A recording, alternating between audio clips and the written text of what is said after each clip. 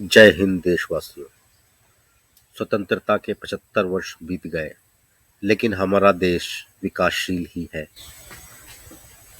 यह देश 25 वर्ष में ही विकसित हो गया होता अगर सत्ता राष्ट्रनायक सुभाष चंद्र बोस के हाथों में गई होती, या कि संसद क्रांतिकारियों से भरा गया होता। लेकिन भ्रष्ट और सुविधाखोर वर्ग संसद में भर गया और 75 साल तक लूट और परगलाना और देश को खोखला करना ही चला आ रहा है। ये तो देश बेहद ताकतवर है। हम 5000 सालों तक सबसे धनी देश रहे। इस कारण देश बहुत हद तक बच गया, फिर भी बहुत चोट खा गया। दसियों लाख लोग मर गए और करोड़ों लोग आज दर्द भरा जीवन जी रहे हैं। इसकी कोई आवश्यकता नहीं है। यह देश अपने सभी जनमानस को, सभी जनता को खुशहाल रख सकता है। तो इन भ्रष्ट व्यवस्थाओं को हमें बदलना होगा, और बदलाव की शुरुआत अगर हमें अगले 25 साल में, अगर हमें स्वतंत्रता के 100 वर्ष पूर्ण हो जाने पर विकसित, स्वस्थ एवं खुशहाल राष्ट्र चाहिए, तो हमें अगले 5 वर्षों में कम से कम एक ऐसा विपक्ष संसद में भरना होगा जो कि आपराधिक एमपी एमएलए को साफ करके आया है। यानी कि देश की युवाओं को राजनीति में आना होगा और राजनीति में ऐसे लोगों को लाना होगा जो कि ईमानदार हैं, जो कि एक्सपर्ट हैं अपने अपने क्षेत्र के, जो कि 10-20 साल से लोगों को रोजगार दे रखे हैं, जो कि 10-20 साल से टैक्स दे रहे हैं। तो ऐसे लोग सिंसियर रहे हैं अपने जीवन में और आपराधिक नहीं। सही, जाहिर सी बात है। तो क्या ऐसा नहीं कर सकते कि हम ऐसे लोगों को संसद में उन लोगों के स्थान पर बैठा दें जो कि माफिया हैं, जो कि अपराधी हैं, जिनके खिलाफ घोर आपराधिक या नकारा लोग, जो कि मुद्दों की कोई बात ही नहीं करते। तो मेरी युवाओं से अपील है कि ये देश खुशहाल होगा, हमारे जीवन में बहुत ही गुणात्मक परिवर्तन आएगा सिर्फ 5-10 सालों में।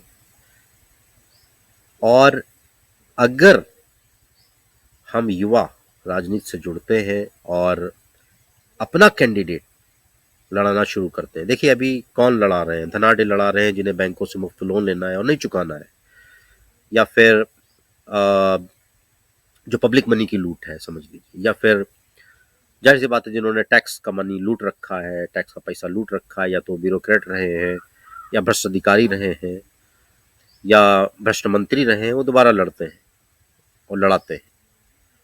और वो लड़ाते किसको हैं कि किसी बाहुबली को लड़ा दिया, अपराधी को लड़ा दिया, या जिसने भी पैसा इकट्ठा कर रखा है। तो लूट का एक खेल, मोटा मोटा जिसने पैसा इकट्ठा कर रखा है वो लड़ेगा, और वो लूटेगा, इकट्ठा करेगा, लड़ेगा। जाहिर सी बात है लूट के रास्ते में कोई भी आड़े आएगा तो उसके लिए उन्हें एक गैर संवैधानिक आपराधिक तंत्र चाहिए। तो इसने हमारी पुलिस में को आपराधिक बना दिया है, न्यायपालिका को नकारा बना दिया है, स्कूल और अस्पताल, जो भी व्यवस्थाएं हैं वो सब लूट का माध्यम पहले होने चाहिए। जनता की सेवा हो ना हो, ना ही होती है। जनता आज सिस्टम के सामने जाइए तो पहले वो आपकी मजबूरी का फायदा उठाने की कोशिश करता है। ऐसे देश बढ़ पाएगा क्या? ऐसे तो ना अच्छे बिजनेस पढ़ पाएंगे, ना अच्छी यूनिवर्सिटी पढ़ पाएंगी, ना अच्छी संस्थाएं पढ़ पाएंगी, और जाहिर सी बात है हम कहीं भी नहीं है इन क्षेत्रों में। ना न खेल में हम कहीं हैं, हम कहीं कहीं नहीं है। बस ये बताया कि देश बेहद सशक्त है और बेहद मेहनती है, इस कारण ही जहाँ पे भी है वहाँ है। व्यवस्था का उसमें कोई बड़ा योगदान नहीं है, या बड़ा आंशिक योगदान है। तो इसीलिए हम बस विकासशील बने हुए हैं। तो आइए इस स्थिति को बदलते हैं, अपने जीवन में गुणात्मक परिवर्तन लाने की कोशिश करते हैं।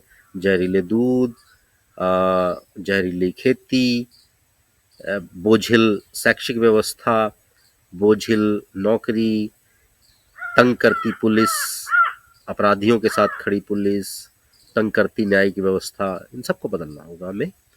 और ताकि इस देश में हर एक नागरिक का हर एक क्षण खुशियों से भरा हो, आनंद से भरा हो।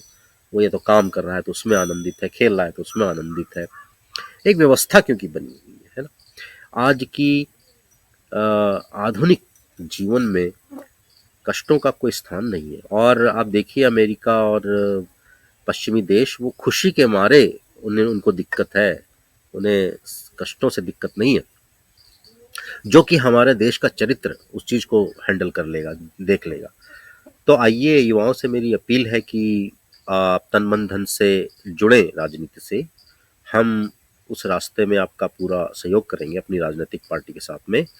और उन इलाकों से एमपी एमएलए को लड़ाया जाएगा जहां वो भ्रष्ट है, आपराधिक है, ताकि एक विपक्ष तो ऐसा तैयार किया जाए जो गैर आपराधिक और गैर भ्रष्ट हो। फिर हम देखेंगे कि, फिर हम दिखाएंगे कि बिना भ्रष्टाचार के कैसे विकास किया जाता है, कैसे अपने अपने क्षेत्रों में अच्छे लोगों को भरा जाता है, गलत लोगों को किनारे किया जाता है, और उसका क्या प्रभाव आता है। तो ये मन बना लीजिए कि कुछ एक एमपी एमएलए स्थानों से आपको कुछ कैंडिडेट्स लड़ाने हैं, और इसके लिए आप सबका अगर देश का सहयोग मिलेगा तो बेहद साधारण सहयोग से ये संभव हो जाएगा, ये परिवर्तन संभव हो जाएगा। तो हम सब अब इस संकल्प को साथ लेते हैं कि एक गैर आपराधिक युवा, नई राजनीति का और रिफॉर्म को चाहने वाला संसद में वर्ग तैयार करेंगे। और इसके लिए आपराधिक स्थानों, आपराधिक एमपी, माफिया एमएलए आदि के स्थान पर एक्सपर्ट्स और दसियों साल से टैक्स देते लोगों को तथा गैर आपराधिक लोगों को लड़ाएंगे। जय हिंद।